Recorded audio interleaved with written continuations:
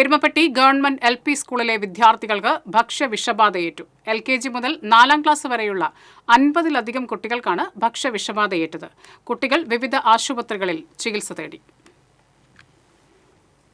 വ്യാഴാഴ്ച ഉച്ചഭക്ഷണവും പാലും കഴിച്ച വിദ്യാർത്ഥികൾക്കാണ് ഭക്ഷ്യവിഷബാധ ഏറ്റത്. വ്യാഴാഴ്ച രാത്രിയിലും വെള്ളി ശനി ദിവസങ്ങളിലായിട്ടാണ് കുട്ടികൾക്ക് വയറിളക്കവും ഛർദിയും അനുഭവപ്പെട്ടു തുടങ്ങിയത്.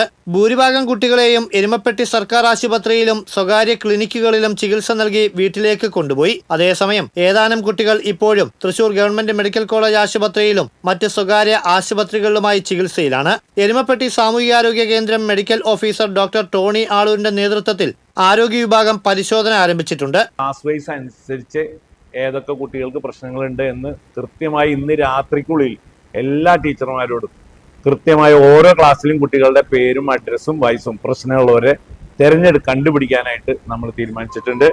സ്കൂൾ PTA എത്രയും പെട്ടെന്ന് ഏറ്റവും എമർജൻസി ആയിട്ട് സ്കൂൾ PTA വിളിച്ച് പാരൻസിന്റെ മാതാപിതാക്കളുടെ ഇതിലുള്ള അഭിപ്രായം ചോദിച്ച് അതിൽ ഇനി അവരുടെയും കൂടി നിർദ്ദേശം അനുസരിച്ചുള്ള മറ്റു വ്യത്യാസങ്ങൾ വരുത്താനായിട്ട് തീരുമാനിച്ചിട്ടുണ്ട്. പ്രവേശന സമയത്ത് ആരോഗ്യ വിഭാഗത്തിന്റെ നേതൃത്വത്തിൽ സ്കൂൾ കിണർ ശുചീകരിച്ച് വെള്ളം പരിശോധിച്ചിരുന്നു. അതുകൊണ്ട് വെള്ളത്തിന്റെ പ്രശ്നമാകാൻ സാധ്യതയില്ലെന്നും ഉച്ചഭക്ഷണത്തിൽ നിന്നോ പാലിൽ നിന്നോ ആകാമെന്നുമാണ് ആരോഗ്യ വിഭാഗം വിലയിരുത്തുന്നത്. കുന്നംകുളം ഉപജില്ലാ വിദ്യാഭ്യാസ ഓഫീസർ A മൊയ്തീന്റെ നേതൃത്വത്തിൽ അന്വേഷണം ആരംഭിച്ചു. ജില്ലാ കളക്ടറെയും ജില്ലാ വിദ്യാഭ്യാസ ഓഫീസറെയും AE വിവരം അറിയിച്ചിട്ടുണ്ട്. Erumapetty panchayat president S Basanthalal, ward member MK Jose എന്നിവരുടെ നേതൃത്വത്തിൽ ജനപ്രതിനിധികളും പ്രധാന അധ്യാപിക KA Sujini, PTA president Sushant എന്നിവരും അധ്യാപകരും സ്കൂളിലെത്തിയിരുന്നു. സംഭവത്തിന്റെ പശ്ചാത്തലത്തിൽ തിങ്കളാഴ്ച സ്കൂളിന് അവധി നൽകി.